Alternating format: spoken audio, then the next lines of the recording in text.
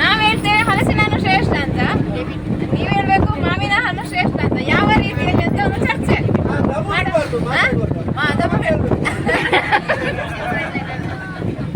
ಓಕೆನಾ?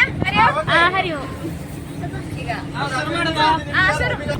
ಮಾವಿನ ಹಣ್ಣು ಇದು ಹಲಸಿನ ಹಣ್ಣು ಎಂತ ಇದ್ರು ಅದರಲ್ಲಿ ಮುಳ್ಳೆಲ್ಲ ಇರ್ತದೆ, ಎಲ್ಲರಿಗೂ ಕಂತದು. ಇದಾದ್ರೆ ಮಾವಿನ ಹಣ್ಣು ಹಣ್ಣುಗಳ ರಾಜ. ಈಗ ನೀವು ಹೇಳಿ, ಮಾವಿನ ಹಣ್ಣು ಒಬ್ಬರೇ ತಿನ್ಬಹುದು, ಹಲಸಿನ ಹಣ್ಣು ಅಂದ್ರೆ ಎಲ್ಲರೂ ತಿನ್ಬಹುದು.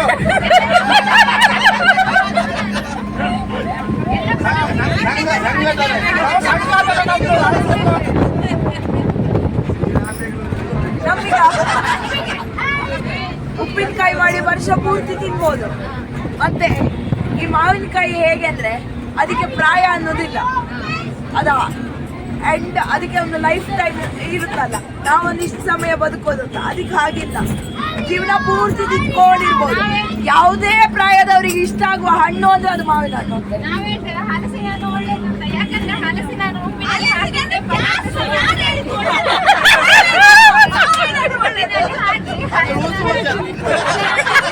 ನಾನು ಹೇಳ್ತಾ ಇದ್ದೇನೆ ಹಲಸಿನ ಹಣ್ಣು ಒಳ್ಳೇದಲ್ಲ ಅಂತ. ಯಾಕೆಂದ್ರೆ ಹಲಸಿನ ಹಣ್ಣು ಸೊಳ್ಳೆ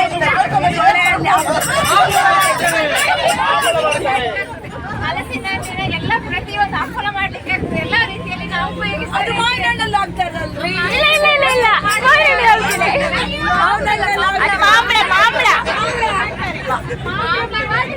ಮಾಂಬಳ ಒಂದಾಗುದಿಲ್ಲ, ಮಾವಿನ ಹಣ್ಣಲ್ಲಿ ಏನೆಲ್ಲ ಮಾಡ್ಲಿಕ್ಕೆ ಆಗುದಿಲ್ಲ ಅಂತ ಹೇಳಿ. ಮಾವಿನ ಹಣ್ಣಲ್ಲಿ ಏನೆಲ್ಲ ಮಾಡ್ಲಿಕ್ಕೆ ಆಗುದಿಲ್ಲ.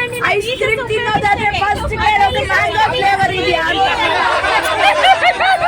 ಮಾವಿನ ಒಂದು ಮಾವಿನ ಹಣ್ಣನ್ನು ಒಂದು ಕೈಯಲ್ಲಿ ಎತ್ತಿಕೊಂಡು ಹೋಗ್ಬೋದು, ಹಲಸಿನ ಹಣ್ಣನ್ನು ಎತ್ತಿಕೊಂಡು ಹೋಗ್ಲಿಕ್ಕೆ ಸಾಧ್ಯ ಇಲ್ಲ.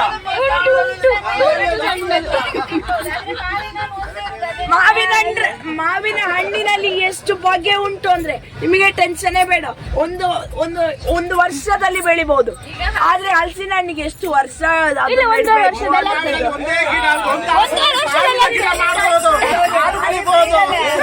ಮಾವಿನ ಹಣ್ಣಲ್ಲಿ ದೊಡ್ಡ ಮರ ಕಾಟು ಮರ ಆಗ್ತದೆ. 10-50 ಹಣ್ಣಾಗುದು ಹಲಸಿನ ಹಣ್ಣು. ಮಾವಿನ ಹಣ್ಣಾದ್ರೆ ಆಗಲ್ಲ, ಒಂದು 500 ಹಣ್ಣಾದ್ರೆ ಆಗ್ತದೆ. ಅಷ್ಟೊತ್ತಿಗೆ ಅದು ಸರಿ ಆಯ್ತು.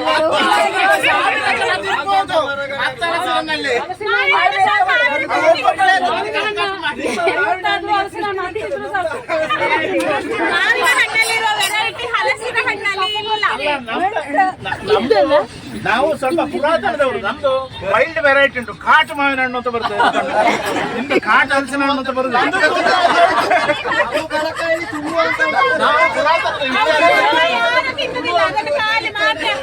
ತರಕಾರಿ ಹಾಗೆ ಬೇಯಿಸಿ ಮಾತ್ರ ತಿನ್ಬೇಕಷ್ಟೇ. ಮಾವಿನ ಹಣ್ಣಲ್ಲಿ ಹಾಗೆ ಅಲ್ಲಲ್ಲ, ಇಲ್ಲಿ ಕಾಟು ತಿನ್ಬೋದು, ಒಳ್ಳೇದು ತಿನ್ಬೋದು. ನಂಗೆ ಗಮ್ಮತ್ತಾಗ್ತದೆ. ಈಗ ಹಲಸಿನ ಹಣ್ಣಲ್ಲಿ ಸಹ ಹುಳ ಆಗ್ತದೆ.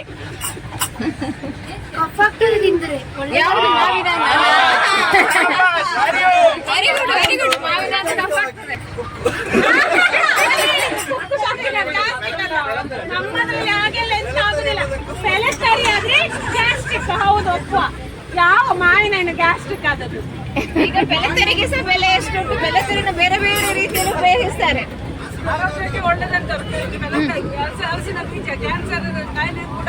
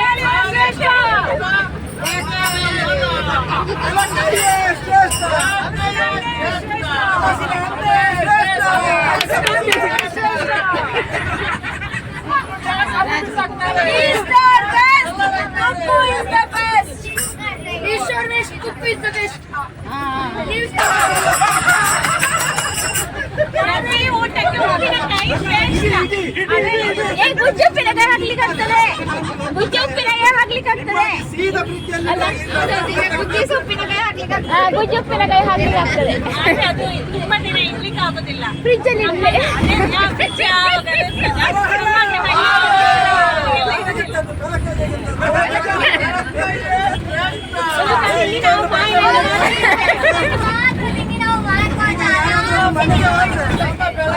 ಉಪ್ಪಿನಕಾಯಿಯನ್ನು ಬದಿಯಲ್ಲಿ ಇರ್ತಾರೆ.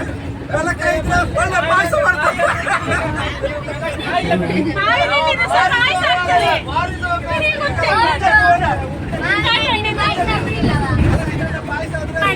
ಹಲಸಿನ ಹಣ್ಣಾದ್ರೆ ಎಷ್ಟು ಆಗ್ತದೆ? ತಿನ್ನಿ ತಿನ್ನಿ.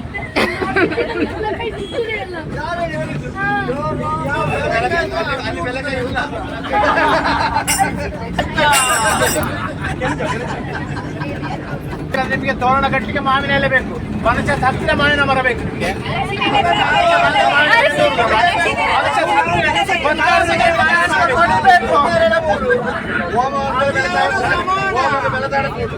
ಹೋಮ ಮಾಡ್ಲಿಕ್ಕೆ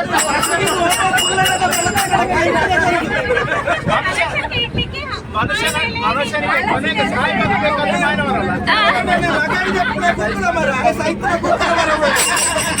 ಹೋಮ ಅಂತಾರೆ, ನಾವು ಮಾಡಿ ದಾನದಲ್ಲಿ ಮನುಷ್ಯನ ದಾನದಲ್ಲಿ ಅಣ್ಣ, ಮನುಷ್ಯನ ದಾನದಲ್ಲಿ ಅತಿ ದೊಡ್ಡ ದಾನ ಯಾವುದು ಗೊತ್ತುಂಟಾ? ಶರೀರ ದಾನ. ದಹನ ಕ್ರಿಯೆಯಲ್ಲಿ ಅಷ್ಟು ಮಹತ್ವ.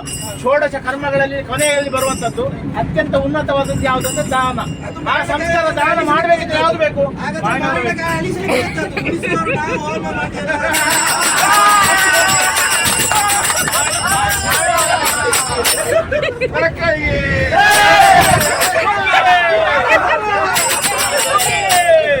ಸತ್ತ ಮೇಲೆ ಅವರು ಶ್ರೇಷ್ಠ ಆಗದಾಗೆ ಕಾಯುದು ಮಾವಿನೆಲ್ಲ.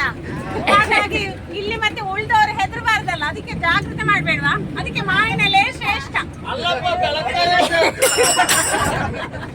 ಯಾಕೆ ಹೇಳಿ?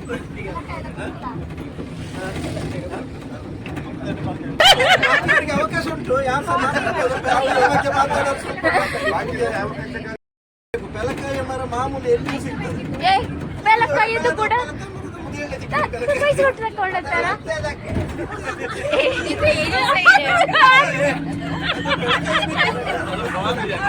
ಒಳ್ಳೆ